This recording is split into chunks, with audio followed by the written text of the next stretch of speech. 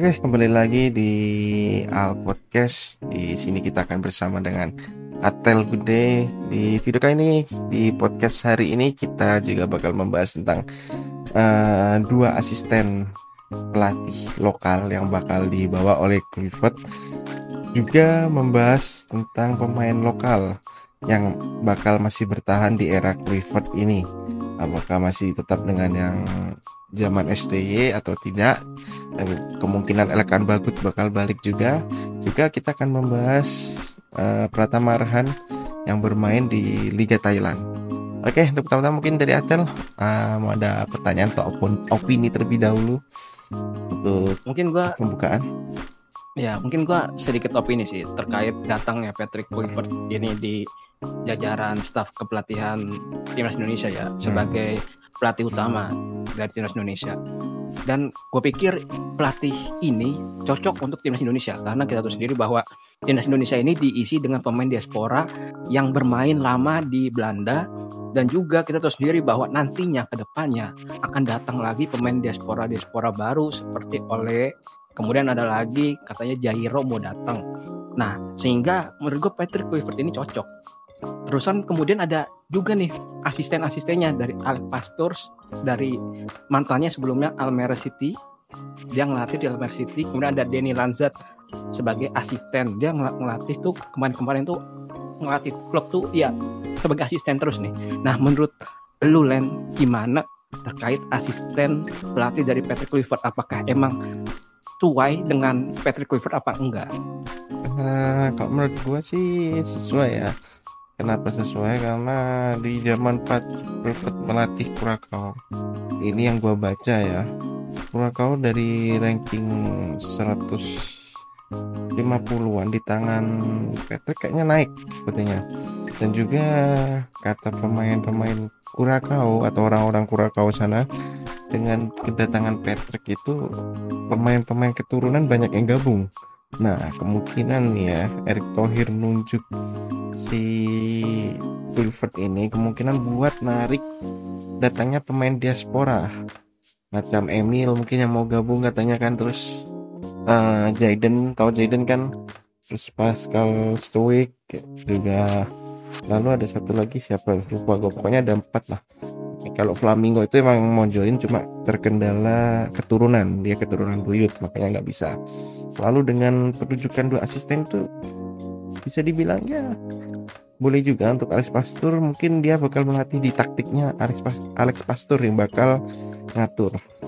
Untuk striker sih harusnya Kluivert bisa lah ya buat striker kita makin gacor macam Struik, Romeni, lalu Ratmangun, mungkin Dimas Derajat kalau masih dipanggil, atau Erling Hoki ya kan, yang katanya bakal jadi top scorer AFF, nyatanya Zong, mungkin bisa gacor.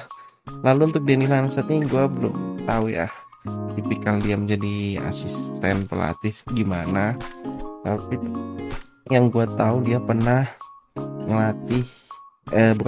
asisten pelatih tim Liga Arab Saudi, yaitu pernah di Al Ittihad juga Al Tawon sih.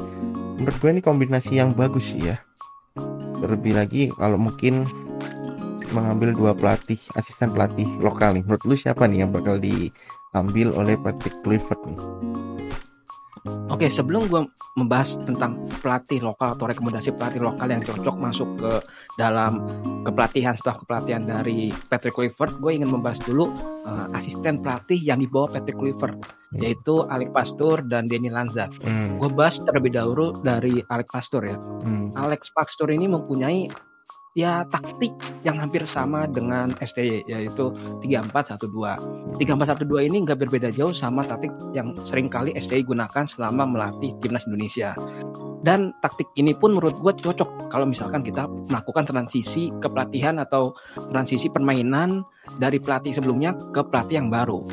Kan kita tahu sendiri bahwa Patrick Kluivert ini mempunyai taktik bermain 4-2-3-1 yang menurut gue ketika nantinya pemain Indonesia melawan tim-tim ya di kualifikasi Piala Dunia, menurut gue kalau tiba-tiba masukin taktik 4-2-3-1 ini nggak cocok, dan menurut gue nanti akan amburadul.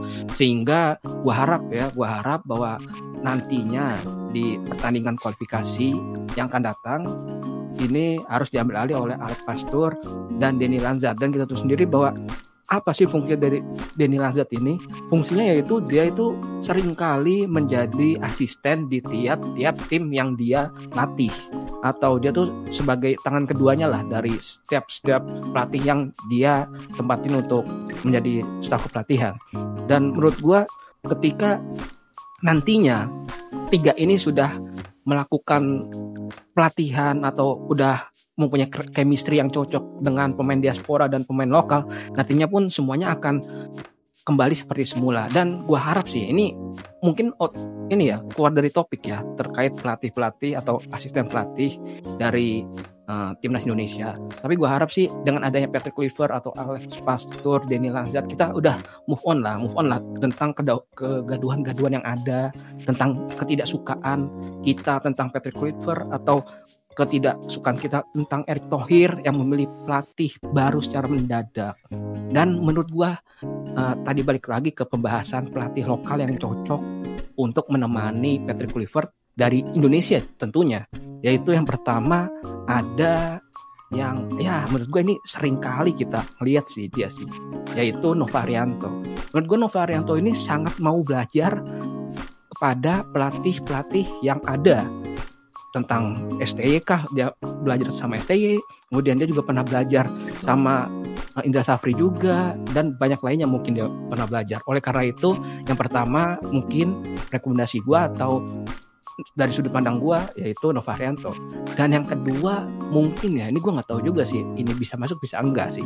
Yang kedua itu gue pikir sih si Indra Safri, karena kita tahu sendiri bahwa Indra Safri itu sangat berjasa dan jiwanya tuh Indonesia banget lah. Oleh karena itu pasti Indra Safri ingin mencocokkan atau menggabungkan pemain diaspora dengan pemain lokal supaya akrab. Itu sih kalau dari gua. Kalau dari lu gimana, Ren? Kalau dari gue sih mungkin ya gue menambahin juga sebelum ke pelatih lokal. Dan menurut sumber yang gue baca tuh tadi, apa ya lupa gue namanya, katanya sih ya menurut pemain Kurakau emang Kluivert ini bagus emang untuk perekrutan pemain, memang bagus nih gue tambahin. Tapi untuk taktik dia miskin taktik. Menurut beberapa sumber yang ada dari Kurakau sana, katanya dia menyuruh anak buahnya atau timnya itu untuk bermain terserah mereka, mau bermain menyerang apa terserah mereka, taktik terserah mereka. Tapi itu nggak tahu ya benar atau enggak, itu kurang tahu. Dan pesan dari Pak Erick Thohir juga di podcast di Liputan 6, dia bilang jangan hujat Patrick terlebih dahulu, kasih dia kesempatan. Nah, dan dia juga ngomong sih kalau emang Kluivert jelek dia bisa pecat sewaktu-waktu itu sih. Dan untuk dua asisten pelatih lokal yang bakal dibawa, menurut gue Nova Arianto itu dia mau belajar ya, itu mungkin masih bisa masuk list kembali ya. Tapi nggak tahu untuk cara dia melatih bakal tetap mengikuti cara-cara STY atau udah mengikuti cara Kluivert ini, kita juga kurang tahu. Terus yang kedua kemungkinan sih kalau Bima Sakti mungkin udah nggak bisa masuk ya, karena menurut gua Bima Sakti itu udah zaman Luis Milla aja dia udah nggak belajar juga dari Luis Milla gimana ngelatihnya, jadinya amburadul kan di AFF 2018. Menurut gue yang kedua yang mungkin cocok ya untuk di era sekarang untuk Indra Safri sih, menurut gue udah apa ya, dia main juga tipikalnya sih kayak pelatih Belanda, total football yang nyerang terus pokoknya ya. Menurut gue nih, opini gue, kayaknya Indra Safri udah terlalu ketuaan sih. Mungkin untuk pelatih baru mungkin kayak Hamka Hamzah mungkin ya kan, atau Fahri Husaini, tapi dari tua juga tuh ya, itu Bung Toel yang nyuruh kalau Fahri Husaini yang jadi asisten. Atau mungkin ya pelatih yang sedang merintis lah, macam yang baru-baru siapa sih,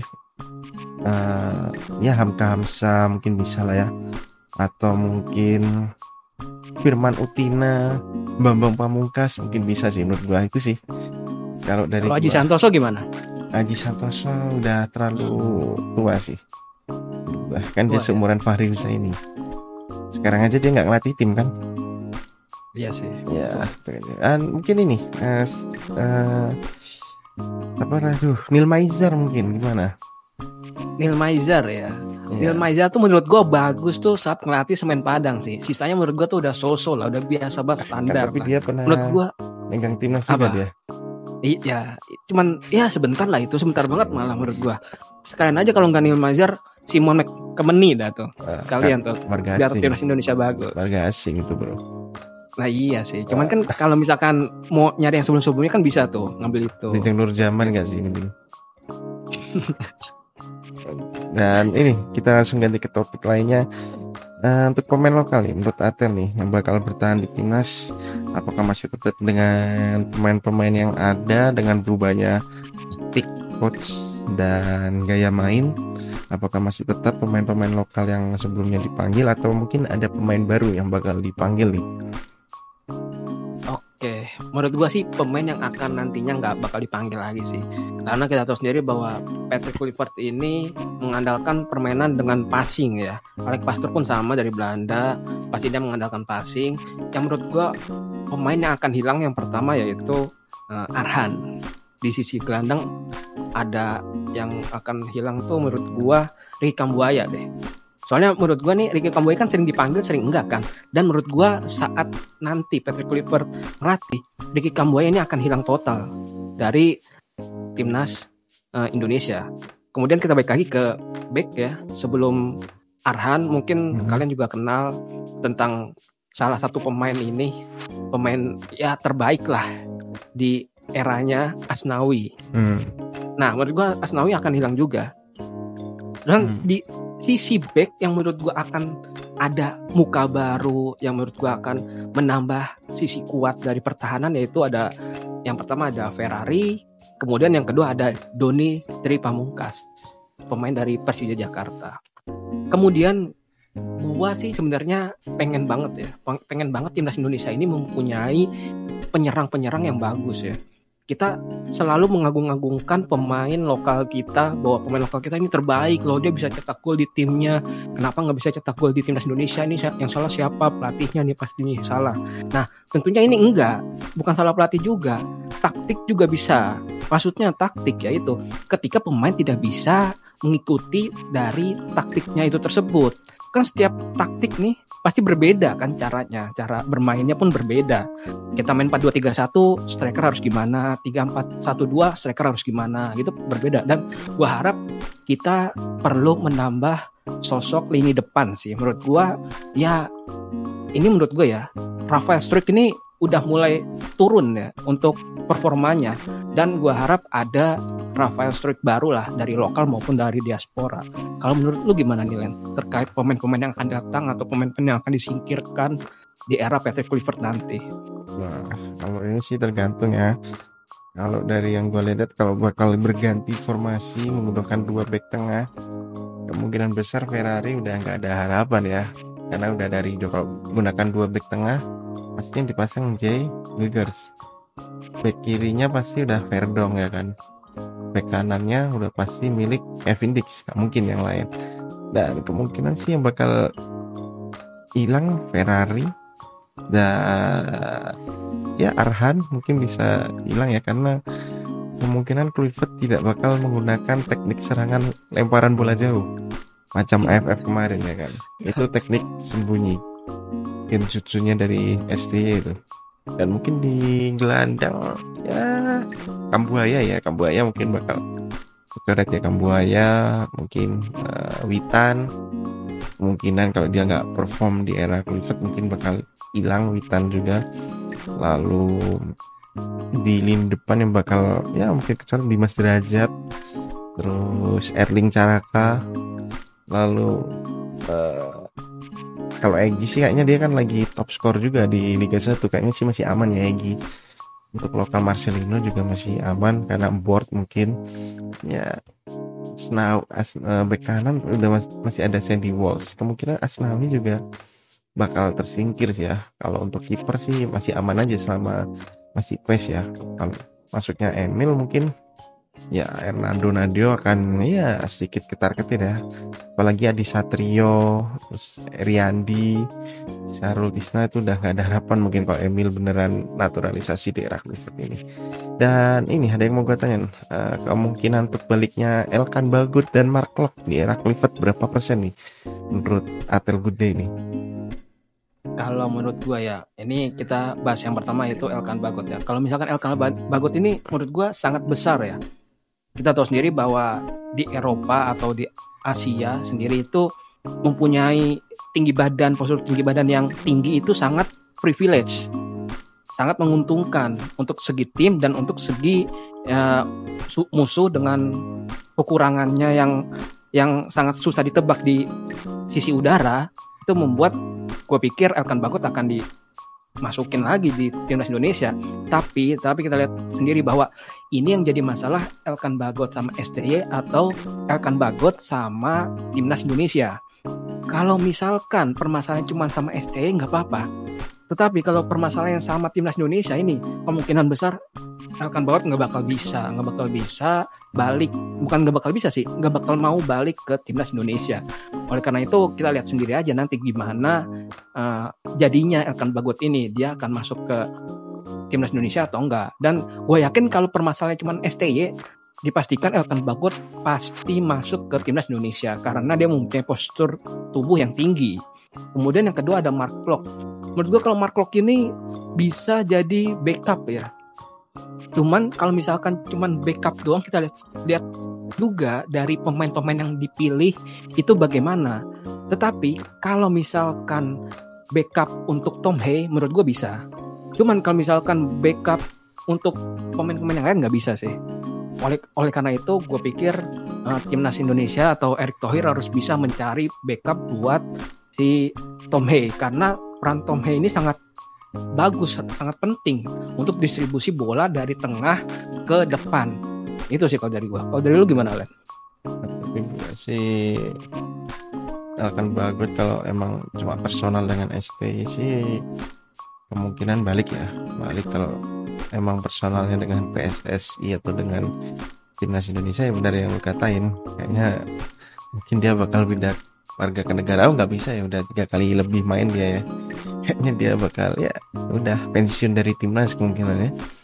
Kalau untuk Mark Klok menurut gua udah gak layak dia untuk dipanggil ya, karena bisa kita lihat sendiri di Piala Asia tahun lalu dia dimainin ampas, cuma lari sana lari sini, ya ayam-ayamin lah, bisa mutus bola juga.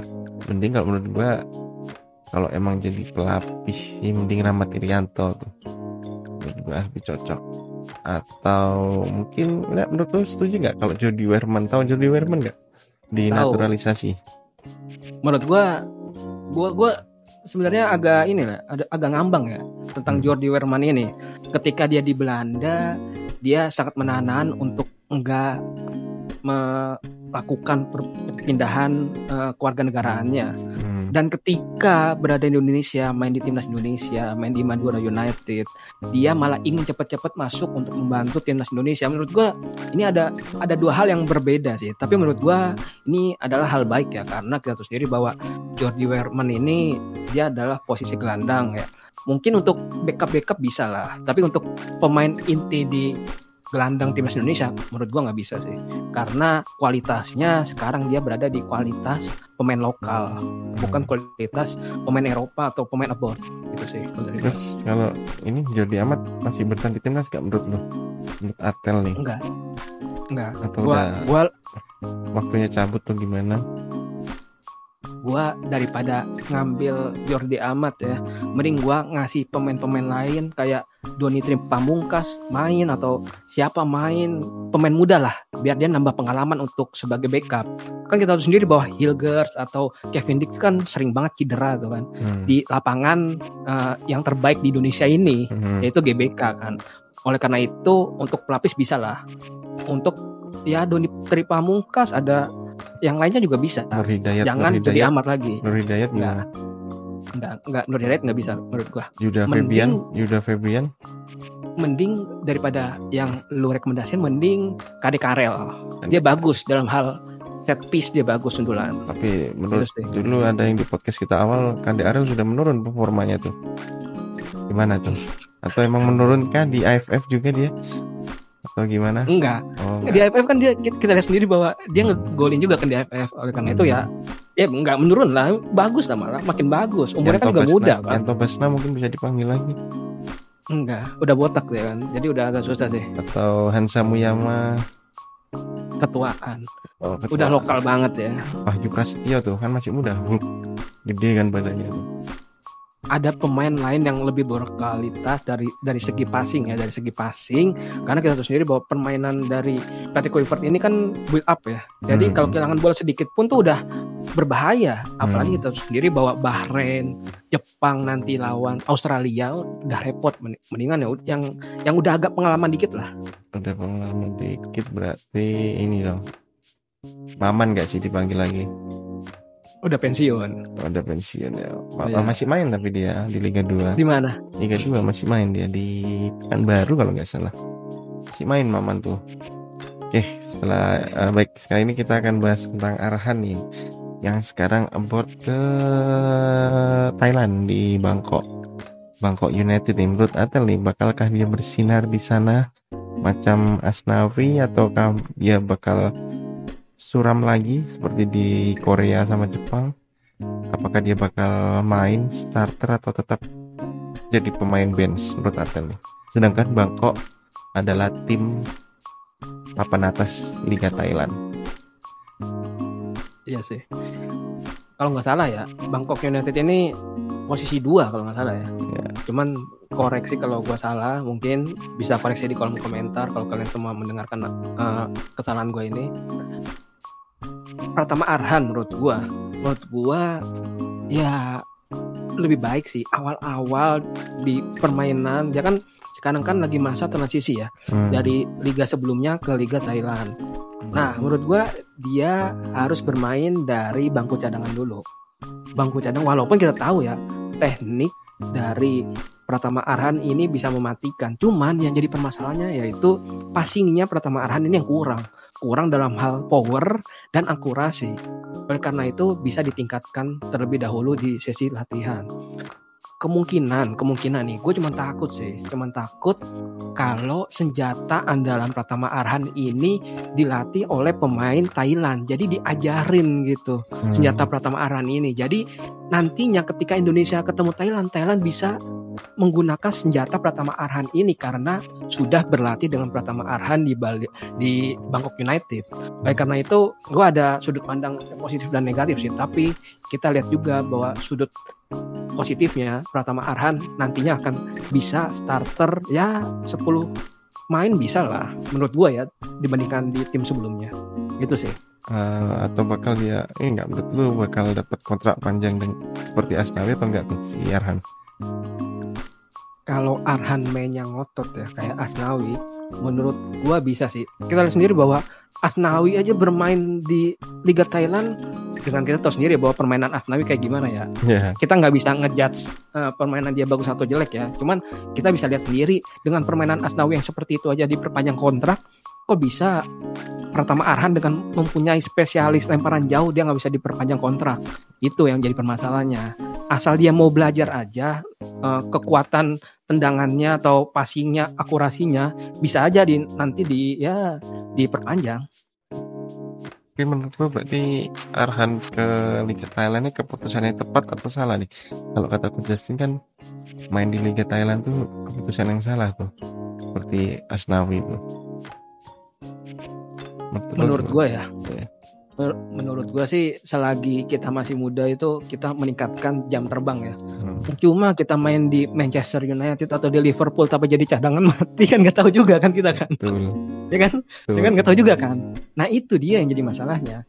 Kalau kita selalu men-set diri kita standar yang tinggi, tetapi di saat standar yang tinggi itu kita malah nggak kepake, nggak jadi apa-apa, ya percuma. Mendingan kita ya di Liga Thailand tapi kita bisa bermain reguler, menambah pengalaman. Tapi ada bro yang cadangan tapi tetap dimainin, mainnya di divisi 2 lagi. Siapa tuh bro? Ivar Jenner, Eliano Ranger aja dibilang jelek. Yang main divisi utama kadang starter kadang bench aja dibilang jelek.